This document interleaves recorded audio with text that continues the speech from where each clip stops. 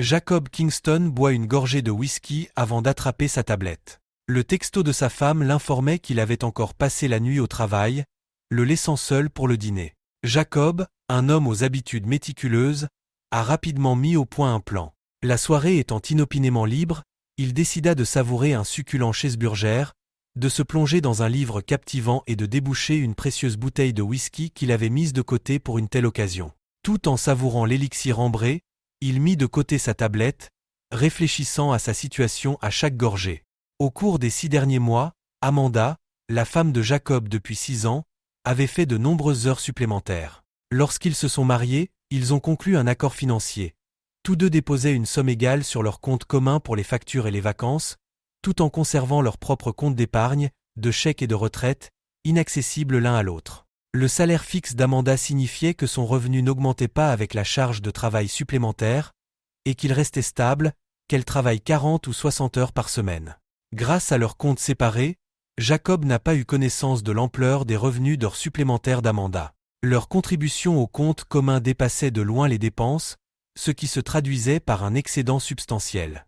Avant leur mariage, Amanda a insisté pour que leurs comptes soient séparés, condition que Jacob a acceptée. Lorsqu'ils se sont rencontrés, l'entreprise de Jacob traversait une période de turbulence dans une économie morose. Pendant un certain temps, il a choisi de ne pas se payer, une situation familière à de nombreux propriétaires d'entreprises où les créanciers passent souvent avant les chèques de paie. Malgré les difficultés financières, Jacob a catégoriquement refusé les licenciements, puisant dans ses économies personnelles pour maintenir son engagement en faveur de la sécurité de l'emploi. Il n'a cessé d'avancer, chaque jour se terminant par la fermeture de son magasin et le poids de ses dettes qui l'accablaient. Amanda, employée comme comptable dans une société Fortune 500, s'est délibérément tenue à l'écart des affaires de Jacob, craignant qu'elle ne s'effondre en ces temps difficiles. Conscient de cette inquiétude, Jacob a protégé Amanda de la pression financière en s'appuyant sur ses économies, lui épargnant ainsi tout fardeau.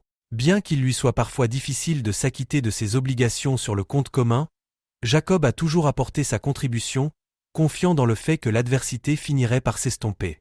Jacob ne s'est pas contenté d'endurer l'adversité, il s'est épanoui au milieu d'elle. Ayant hérité de son père 3 ateliers de réparation automobile, il les a transformés en quelques années en une chaîne prospère de 12 établissements, avec l'intention d'en ouvrir 20 dans un avenir proche. Malgré la rentabilité de son entreprise, Jacob a opté pour un salaire modeste, réinjectant l'essentiel des bénéfices dans l'entreprise. Chaque site dispose d'un équipement pneumatique haut de gamme capable de traiter toutes les tailles de roues, tandis que des outils de diagnostic ultramodernes permettent aux techniciens de résoudre pratiquement tous les problèmes liés aux véhicules des constructeurs nord-américains, asiatiques et européens, à l'exception de ceux de France. Malgré leur succès professionnel, des fissures commencent à apparaître dans le mariage de Jacob et Amanda, jetant une ombre sur ce qui aurait dû être la période la plus heureuse de leur vie. Il s'agit du 2e mariage de Jacob et d'Amanda. La première femme de Jacob est décédée dans des circonstances tragiques. Elle était la seule femme proche de lui, sa mère étant décédée alors qu'il était au collège. Il a fallu plusieurs mois à Jacob pour se remettre de la mort de Marie. Son père nomme un gérant intérimaire au magasin que Jacob dirige. Jacob a ainsi eu le temps de faire le deuil de la femme et des enfants qu'il n'aurait jamais. Jacob ne se serait peut-être jamais remis si son père n'avait pas été victime d'une crise cardiaque mortelle un soir, alors qu'il rentrait en voiture de son magasin. Jacob a ainsi pu oublier sa douleur et se concentrer sur ses affaires. Le gagne-pain des gens en dépendait. Alors que Jacob passe devant, un apprenti mécanicien enlève imprudemment le bouchon du radiateur, ce qui provoque une projection d'antigel brûlant sur la poitrine de Jacob, qui doit se rendre aux urgences. La salle d'attente grouille d'une foule de visiteurs, comme on en trouve dans toutes les villes. Malgré son apparence malheureuse, trempé dans un liquide verdâtre à l'odeur légèrement sucrée mais désagréable, Jacob semble discret alors qu'il occupe un siège vide. Une grande et jolie brune, qui boitait, se dirigea vers Jacob et s'installa sur le siège vacant à côté de lui. Les urgences étant bondées, Jacob et la brune, Amanda, savent que l'attente sera longue. Tout en échangeant des anecdotes sur leurs blessures, Amanda s'est tordu la cheville lors d'une course après le travail, ils partagent des bribes de leur vie. Une connexion instantanée s'est établie entre eux, amenant Jacob à inviter audacieusement Amanda à dîner, invitation qu'elle a acceptée avec empressement. L'alchimie est palpable et se transforme rapidement en relation. Amanda, marquée par son précédent mariage entaché d'abus émotionnels et d'infidélité, a clairement fait savoir dès leur premier rendez-vous qu'elle ne tolérait pas la tromperie. Malgré cela, leur lien s'est approfondi et ils se sont mariés 15 mois après leur première rencontre.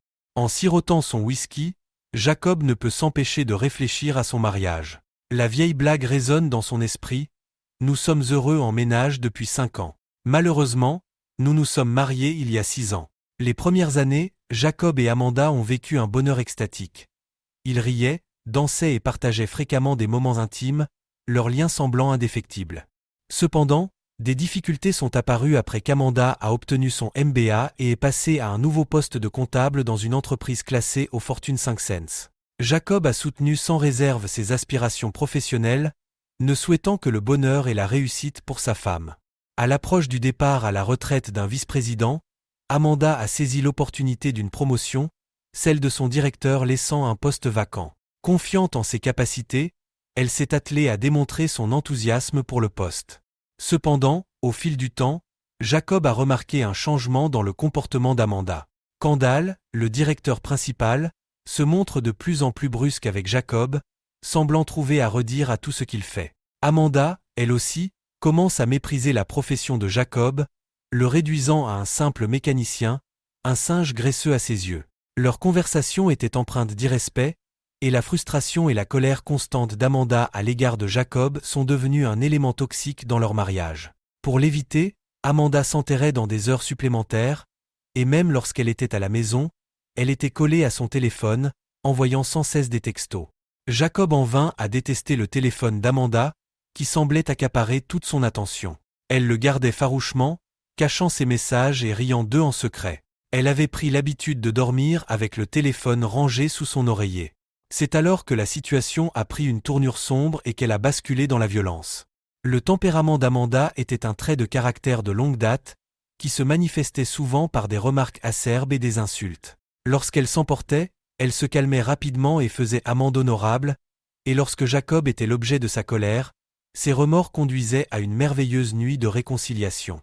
Mais Jacob commence à remarquer une tendance inquiétante. Les crises d'Amanda devenaient plus fréquentes et plus intenses, et l'intimité qui avait rendu son tempérament plus tolérable semblait s'estomper. Il y a un mois, au cours d'une dispute déclenchée par Amanda sur des sujets apparemment insignifiants, elle a dépassé les bornes en giflant Jacob, un acte qui n'était pas du tout dans leurs habitudes depuis 6 ans qu'ils sont mariés. Le choc de la gifle s'est répercuté sur Jacob jusqu'au plus profond de lui-même, laissant les deux parties stupéfaites. Amanda s'est rapidement rendue compte de son erreur, s'excusant et demandant pardon. Cependant, cet incident laisse présager des temps plus sombres à venir.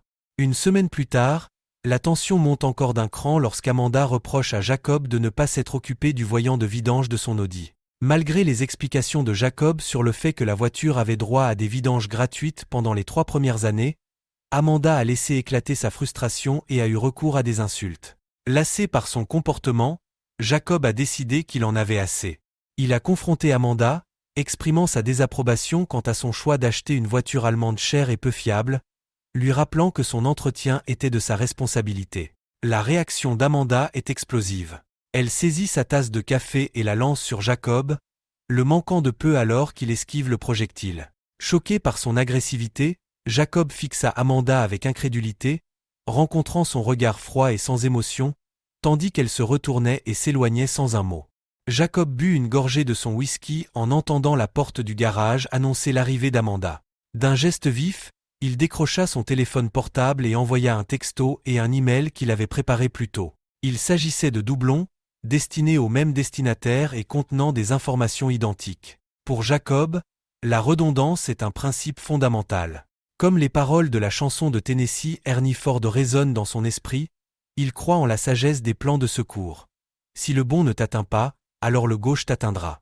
Alors qu'Amanda traversait le salon, son regard se posa sur Jacob, confortablement installé dans son fauteuil, un verre de whisky à la main. « Je vais me changer, puis nous devrons discuter d'une activité inhabituelle sur le compte commun », annonça Amanda sans attendre la réponse de Jacob avant de disparaître dans la chambre à coucher. Quelques minutes plus tard, le bruit de la douche se fit entendre. Jacob et Amanda avaient tous deux paramétré des notifications sur leurs applications bancaires afin d'être alertés en cas d'irrégularité. Jacob avait reçu les mêmes alertes qui semblaient maintenant inquiéter Amanda. Avec un soupir, il mit de côté son iPad et but une gorgée de whisky, attendant le retour d'Amanda.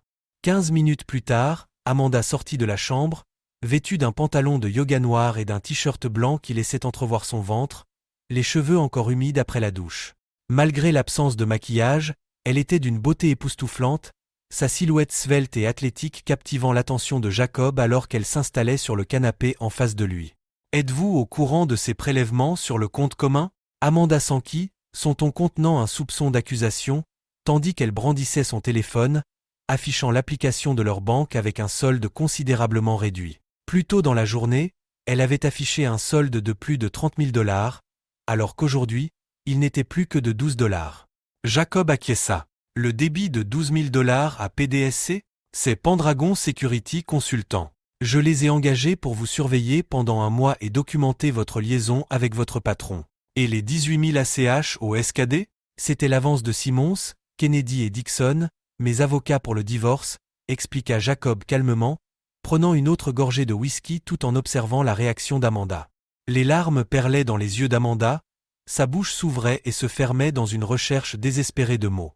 Son visage rougit d'émotion, passant par la peur, la tristesse et la colère, la laissant momentanément sans voix. Jacob observa son trouble, témoin du changement rapide de ses émotions. Mais ce n'est que lorsqu'il attrapa son verre de whisky qu'Amanda sembla rassembler ses pensées et trouver sa voix. Cela ne voulait rien dire, dit finalement Amanda, les mots teintés de désespoir. Je me suis juste emporté, mais je peux y mettre fin maintenant. Je ne veux pas divorcer. Ce n'est pas toi qui as dit qu'elle n'avait aucune tolérance pour les infidèles? Qu'est-ce que cela signifie pour toi? Jacob réplique. Si jamais tu me trompais, je divorcerais, répond Amanda, les mains serrées sur ses genoux, le regard fixé vers le bas. Cela semble être une position prudente, remarque sèchement Jacob. Je ne veux pas divorcer, répète Amanda. Que pensais-tu qu'il se passerait quand je la prendrais? Jacob insiste. Je ne pensais pas que tu le découvrirais, admit Amanda, son honnêteté coupant court à la tension. Je pensais que cela se terminerait et que nous pourrions revenir à la normale. Et le manque de respect? La colère? J'étais censé ne pas y prêter attention? Jacob s'interroge. Je ne t'ai jamais manqué de respect, et il n'y a pas eu d'abus. Amanda proteste, sa voix s'élevant légèrement pour se défendre. Tu étais dans notre lit avec lui? Demanda Jacob, d'un ton ferme. Amanda sursauta, son visage se vidant de ses couleurs. Oui, admit-elle doucement. Mais je ne voulais pas te manquer de respect. Eh bien, c'est très bien. Tant que tu n'avais pas l'intention de me manquer de respect, je suppose que tout est pardonné, rétorqua Jacob, le ton empreint d'une colère latente. Tu as couché avec ton amant dans notre lit, dans notre maison, et tu ne vois pas en quoi c'est un manque de respect à mon égard? Et tu prétends qu'il n'y a pas eu d'abus?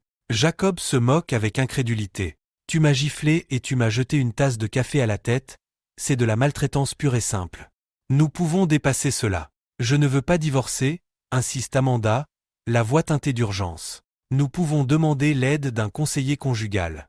Jacob secoue résolument la tête. Notre mariage n'est pas en cause, c'est ton infidélité qui l'est. Un conseiller est nécessaire, mais pas pour sauver notre mariage.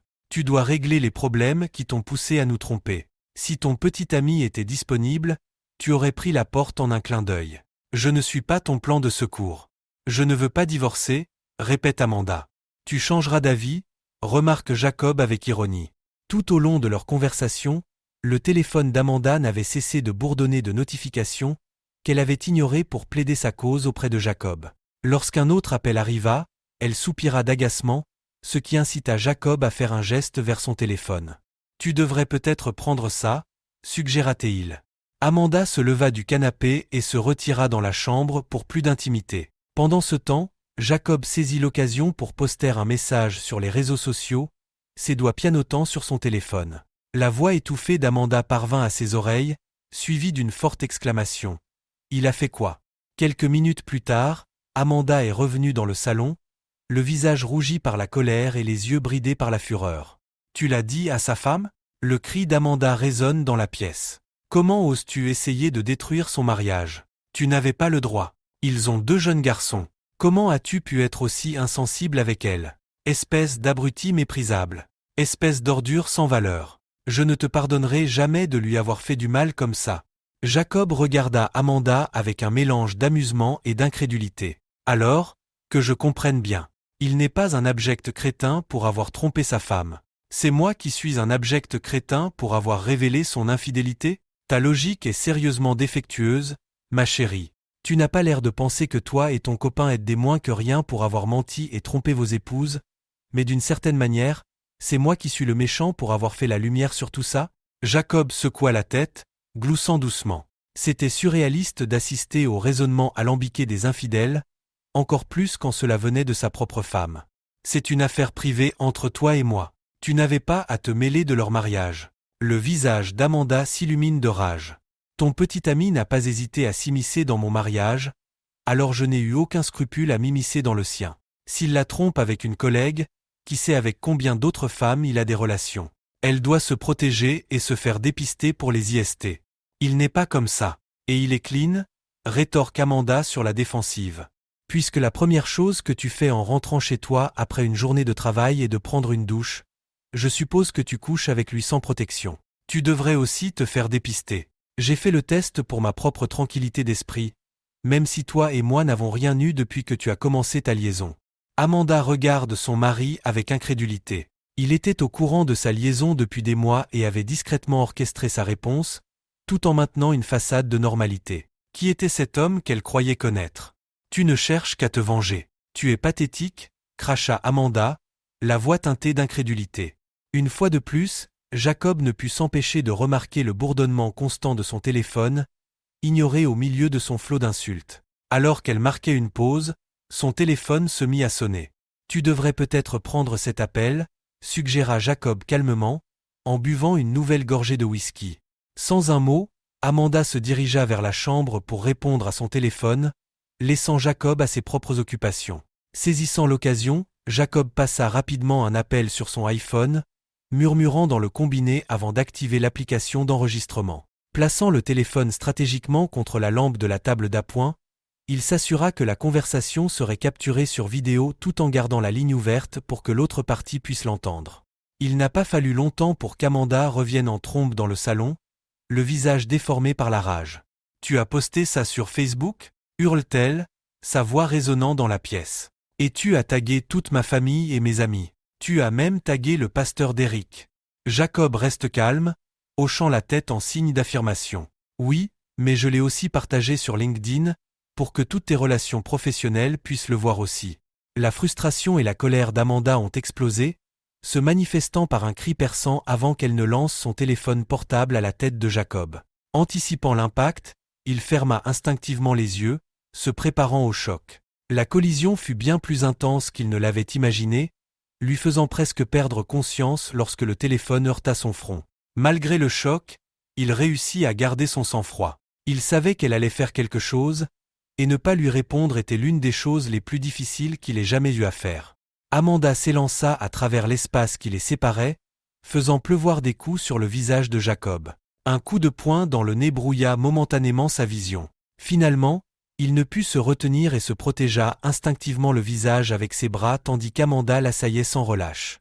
Au milieu de ses cris de menace, la détermination de Jacob atteignit son point de rupture. Doucement, il la repoussa et se leva, mettant de la distance entre eux avec une causeuse. Il pria silencieusement pour que l'opérateur du 911 qu'il avait contacté envoie rapidement de l'aide.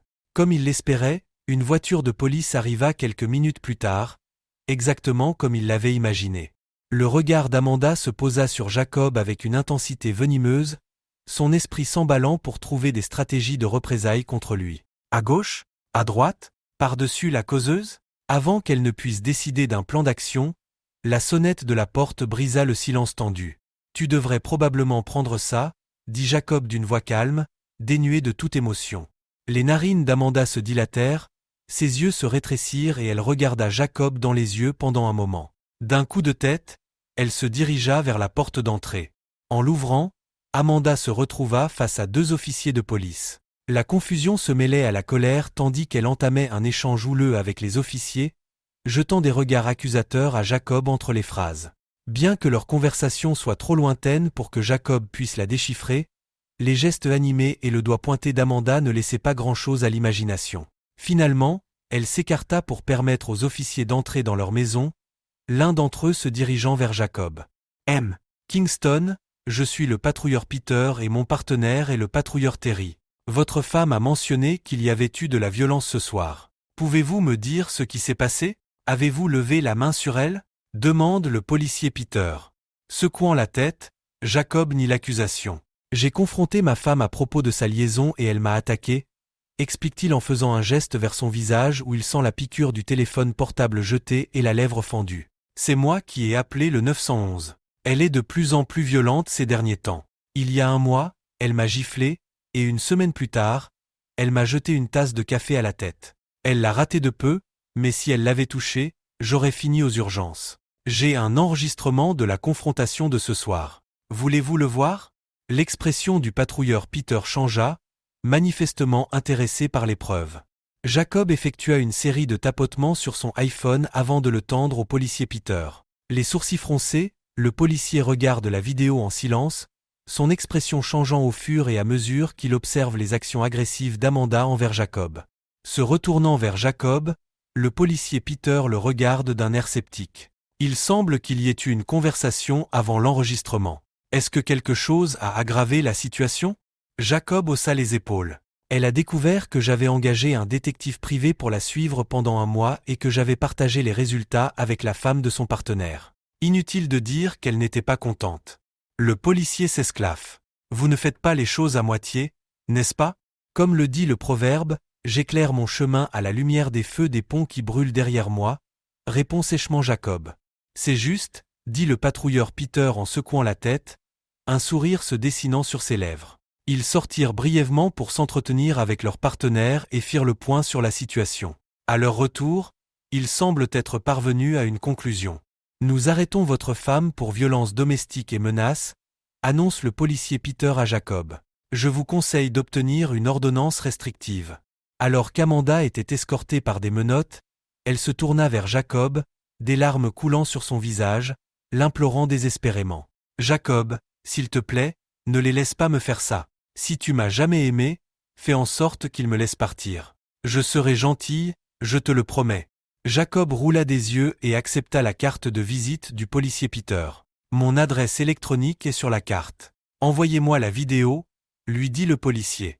Alors que la voiture de police s'éloigne, Jacob ne tarde pas à contacter son avocat, Frank Simmons. Tout s'est déroulé comme prévu. Elle a été arrêtée et mise en prison. Restez calme, Jacob. Si elle réapparaît, vous savez quoi faire, a conseillé Frank.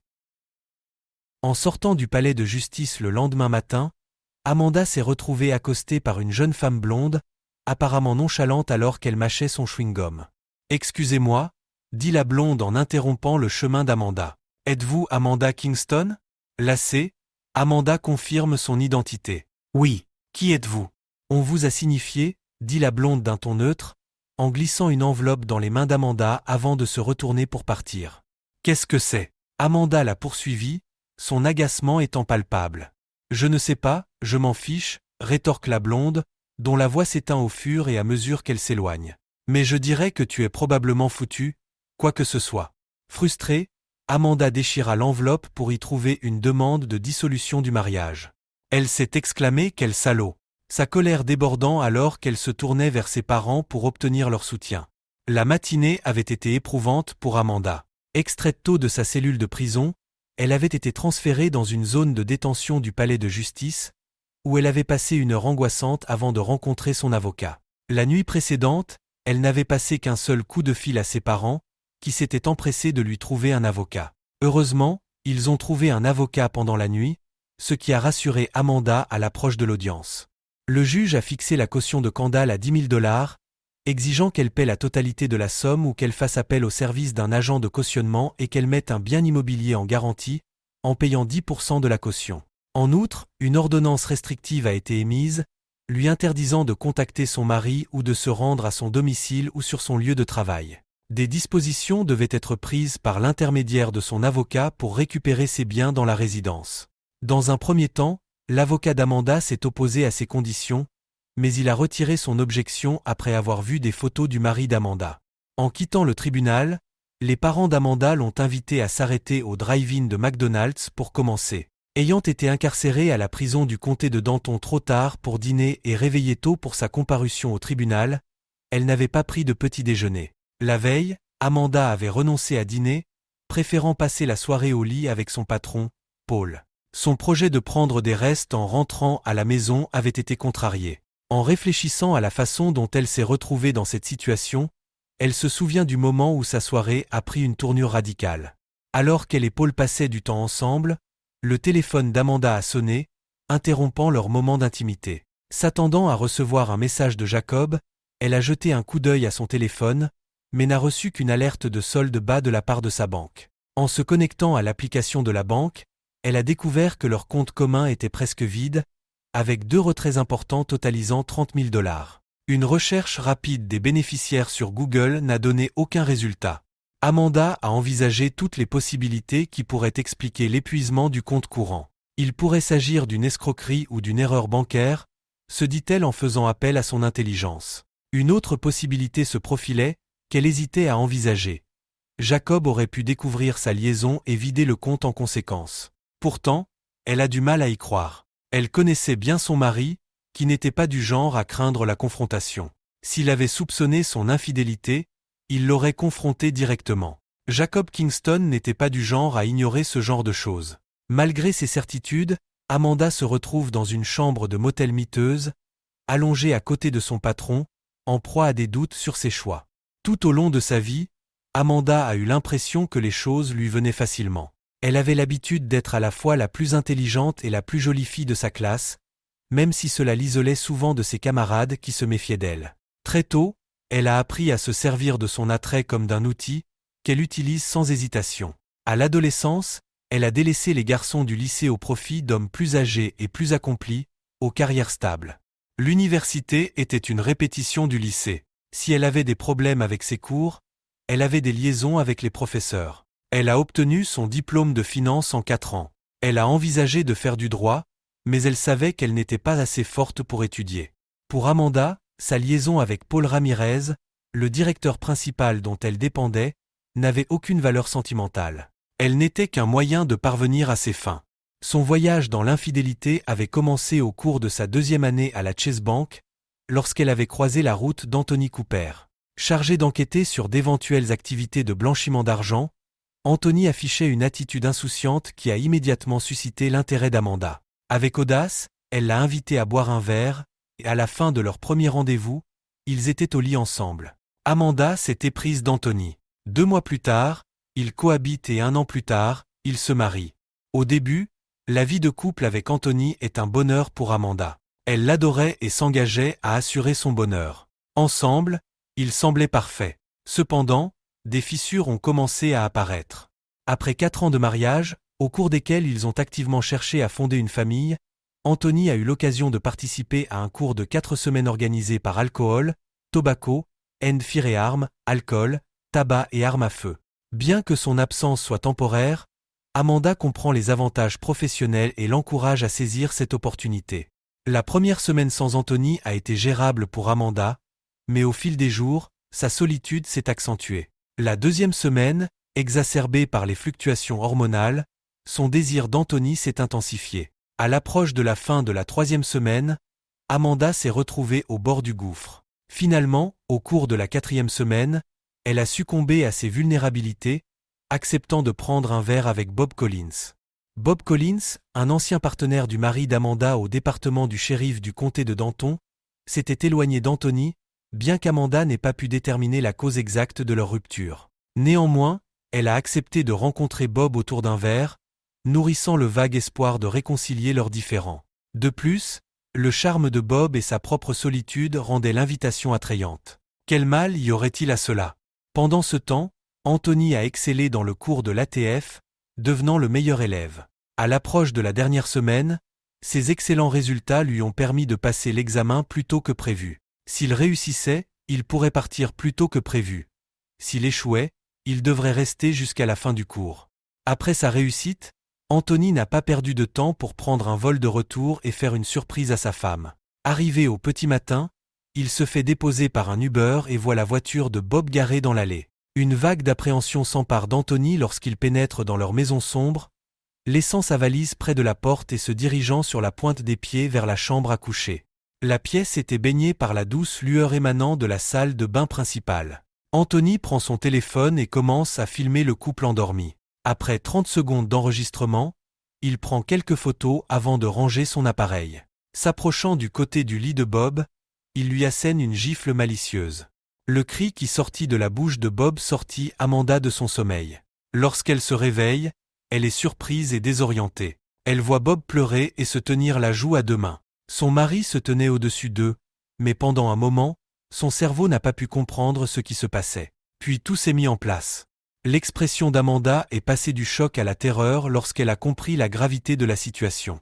La rage de son futur ex-mari était palpable lorsqu'il lança son ultimatum. « Je reviendrai à 3 heures pour récupérer mes affaires. Je m'attends à ce que tu sois parti d'ici là, » dit Anthony d'une voix chargée de colère. « Si je te trouve ici, je ne serai pas responsable de mes actes. Vous ne valez pas la peine de mettre en péril mon travail ou ma liberté. » D'une poigne ferme, Anthony saisit Bob par les cheveux, forçant leurs regards à se croiser. Ses paroles dégoulinent de mépris. « Vous êtes méprisable. Je veillerai à ce que votre femme et votre service des ressources humaines voient la vidéo. Considérez que votre carrière et votre mariage sont terminés. » Un dernier coup sur le nez de Bob le fait saigner, tandis qu'Anthony sort en trombe, laissant Amanda derrière lui. En réfléchissant à la dévastation d'Anthony lorsqu'il a découvert son infidélité, Amanda a ressenti un sentiment de culpabilité. Malgré ses tentatives de réconciliation, il s'est muré dans le silence et a entamé une procédure de divorce.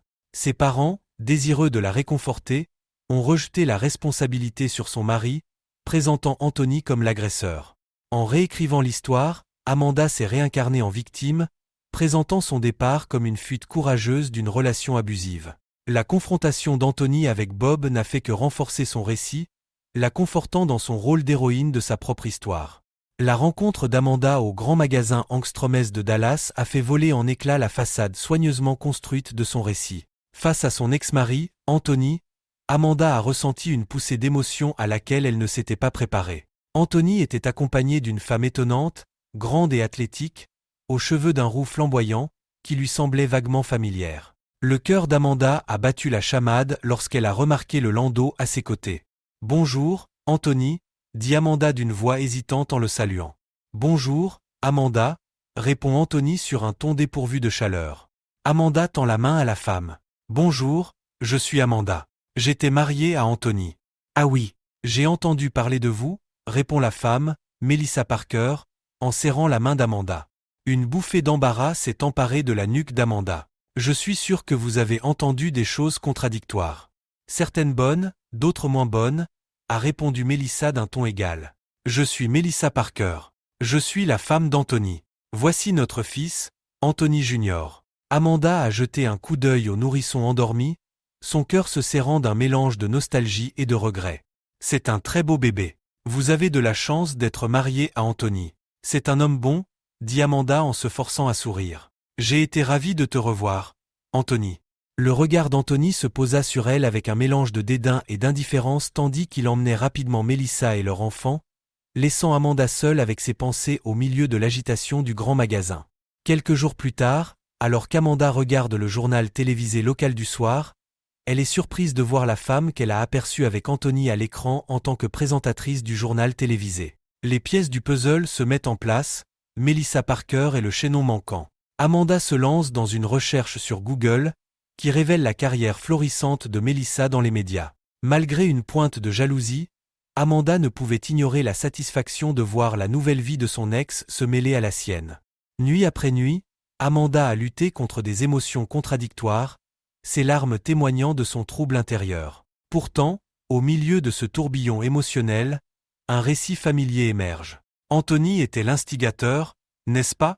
Son nouveau mariage était voué à l'échec, n'est-ce pas?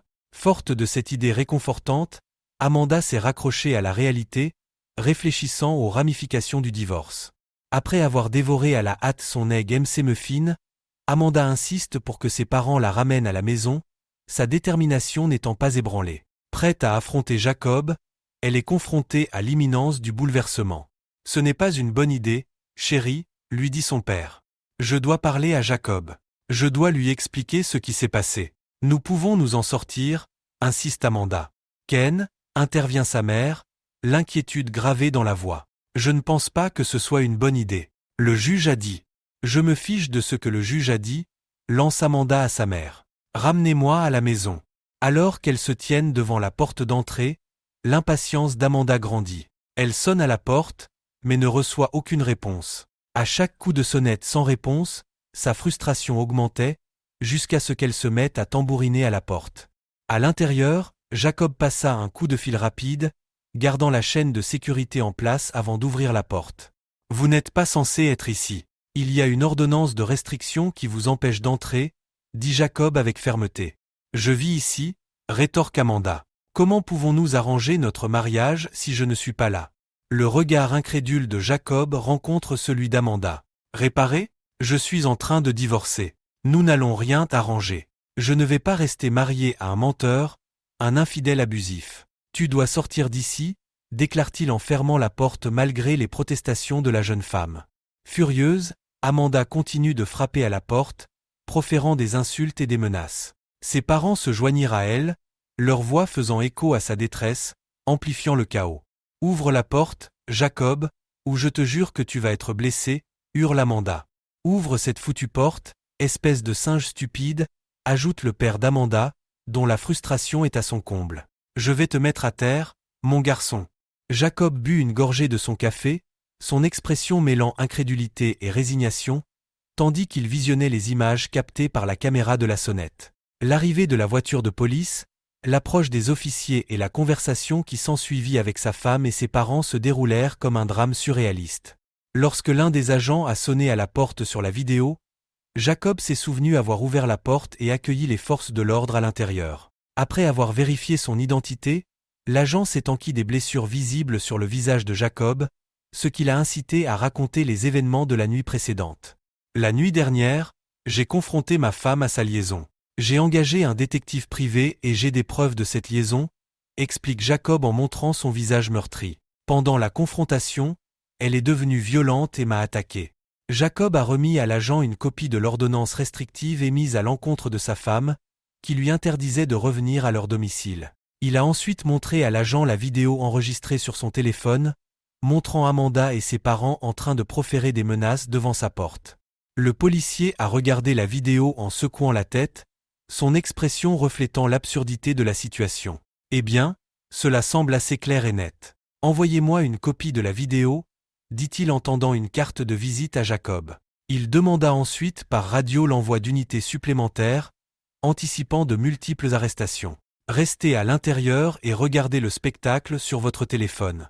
Ne sortez pas de chez vous tant que je ne vous l'ai pas dit. » Jacob acquiesce, comprenant la gravité de la situation qui se présente à lui alors qu'il se prépare à gérer les conséquences de l'accès de violence de sa femme. C'est précisément ce qui s'est passé. Le policier a appelé son partenaire pour une consultation, et ils ont visionné la vidéo sur le téléphone de Jacob avant de s'approcher d'Amanda et de ses parents. Le trio a été informé de leur arrestation pour violation de domicile et menaces, Amanda étant en outre accusée d'avoir violé l'ordonnance de protection. Avec l'arrivée de 2 autres voitures de police, les officiers ont procédé à l'arrestation d'Amanda et de ses parents. Le chaos a éclaté lorsque la mère d'Amanda est devenue hystérique, qu'Amanda elle-même a éclaté en sanglots et a lancé des injures aux agents, tandis que son père a tenté d'intervenir et a été rapidement plaqué au sol. Le père de la jeune fille a tenté d'intervenir et a été plaqué au sol. Jacob n'a pas perdu de temps et a immédiatement appelé son avocat, laissant un message succinct. « Amanda et ses 2 parents viennent d'être arrêtés. Je crois que j'ai épousé une famille d'idiots. » Robert Klein se retrouve aux prises avec la défaite et le désespoir. Après les événements de vendredi soir, lui, sa femme et leur fille ont été menottés, arrêtés pour violation de domicile et menaces à l'encontre de leur gendre. Après avoir passé tout le week-end en prison, ils attendaient leur audience du lundi matin devant un juge. Robert et sa femme ont tous 2 été frappés d'une ordonnance restrictive leur enjoignant de se tenir à l'écart du domicile et du lieu de travail de Jacob. Quant à Amanda, sa caution a été révoquée pour avoir violé l'ordonnance de protection et menacé Jacob, ce qui lui a valu un séjour prolongé derrière les barreaux. Bien que Robert et sa femme aient réussi à obtenir leur libération, Amanda est restée incarcérée indéfiniment. En réfléchissant à ces circonstances, Robert ne peut se défaire d'un sentiment d'échec parental. Amanda, qui était autrefois sa fille chérie, était devenue une personnification du droit et du narcissisme. Malgré cette constatation, elle occupe toujours une place particulière dans son cœur. Tout au long du week-end, Nicole, sa femme, a partagé une cellule avec Amanda, leur conversation étant tenue secrète après sa libération. Le comportement de Nicole à sa sortie de prison laisse entrevoir une nouvelle détermination, laissant Robert perplexe quant à sa source et son objectif. Robert a contacté l'avocat qui s'était occupé de l'arrestation précédente d'Amanda, mais il a appris qu'il n'était pas disponible en raison d'une coïncidence de vacances. Pressentant un coup de chance, Robert décide de chercher un avocat ailleurs. Il parcourt les pages jaunes jusqu'à ce qu'il trouve un avocat disposé à le rencontrer rapidement. Il était loin de se douter que cette décision impulsive serait le signe avant-coureur de problèmes. Kenneth Campbell, l'avocat sur lequel Robert est tombé, ne correspond guère à l'image stéréotypée de l'avocat. Avec sa carrure décharnée, sa ligne de cheveux fuyante et son visage rappelant celui d'un oiseau de proie, Kenneth dégageait une aura d'opportunisme.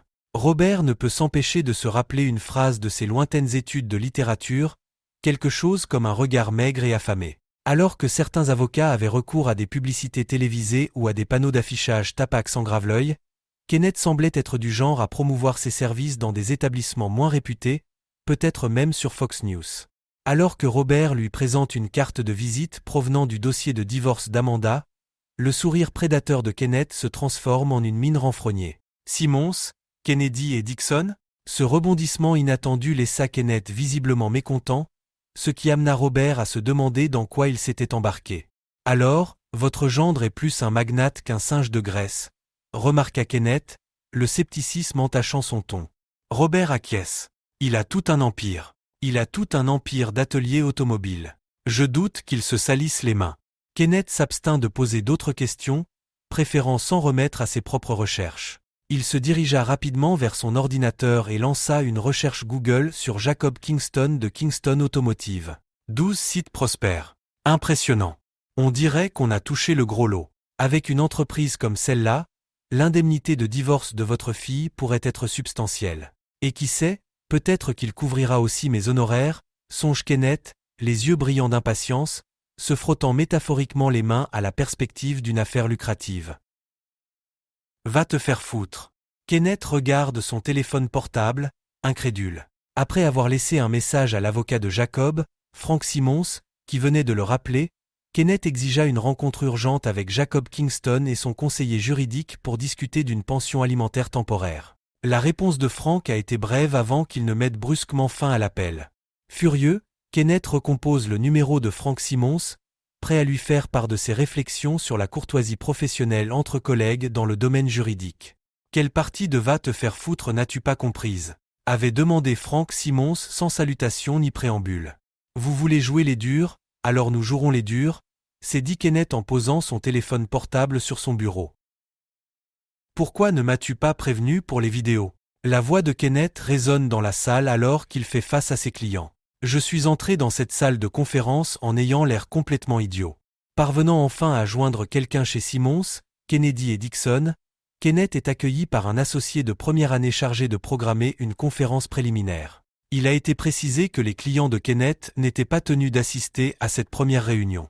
L'ensemble de la conférence s'est avéré être une affaire lamentable pour Kenneth, depuis le moment où il a pénétré dans les bureaux de SKD jusqu'à son départ précipité. Chaque moment semble avoir été conçu pour mettre Kenneth Campbell, Esquire dans l'embarras et le décourager. Tout a commencé à la réception, où Kenneth s'est annoncé à la réceptionniste. On a l'impression qu'il aurait reçu un accueil plus chaleureux si un chien errant s'était soudainement transformé en avocat et était entré avec une mallette. Redirigé vers une petite salle de conférence, on le laissa attendre, en lui assurant que quelqu'un s'occuperait de lui sous peu. Kenneth resta dans cette pièce exiguë pendant ce qui lui sembla être une éternité après que Carol lui eut donné l'instruction dédaigneuse d'attendre. Lorsque quelqu'un vint enfin le chercher, il s'agissait d'une femme qui semblait assez jeune pour être une adolescente. Aux yeux de Kenneth, elle ne semblait pas plus qu'une enfant, et il ne pouvait s'empêcher de la sous-estimer. Il était loin de se douter que Carol Dixon était une trentenaire diplômée de Yale, propulsée par son talent naturel et ses relations familiales au rang d'associé junior de son cabinet. Kenneth est resté insensible à ses réalisations, l'écartant d'un simple regard. En entrant dans la salle de conférence, Kenneth est surpris de voir Carol assise en face de lui. Son attitude est passée d'un léger amusement à quelque chose de plus prédateur lorsque Kenneth a exposé les exigences de son client. Mais le choc se transforme en amertume lorsque Carol démonte rapidement ses arguments. Ils avaient des preuves du comportement violent de votre fille, des violations de l'ordonnance de restriction, et même des menaces de mort de votre part et de celle de votre femme.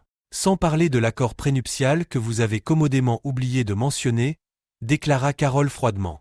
Kenneth se sentit blessé dans son orgueil par les paroles de Carol. Toute cette épreuve avait été un coup humiliant pour son ego et il ne pouvait contenir sa frustration.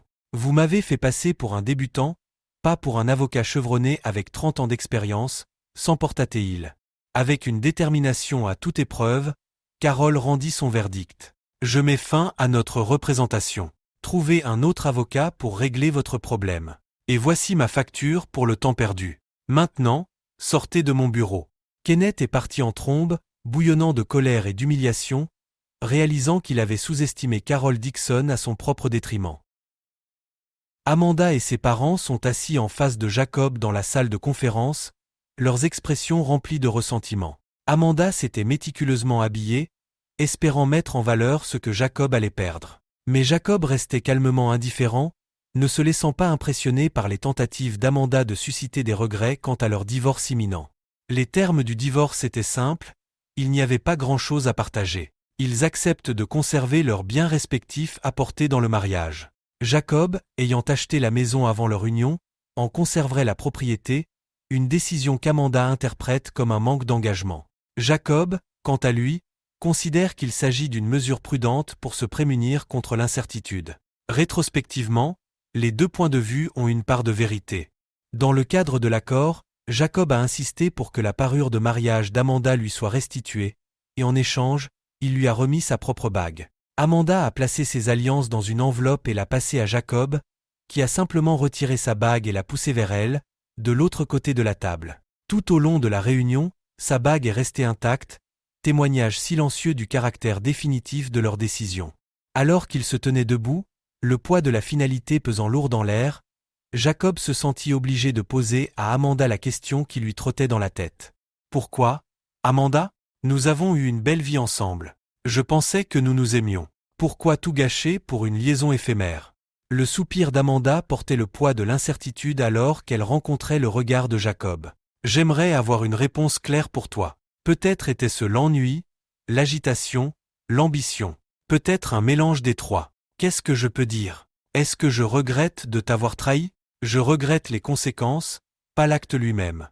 C'est une partie de ce que je suis. Mais tu étais un bon mari. Je n'ai pas été une bonne épouse. Et peut-être que je ne le serai jamais, pour personne. » Jacob acquiesça, ses paroles confirmant ce qu'il soupçonnait depuis le début.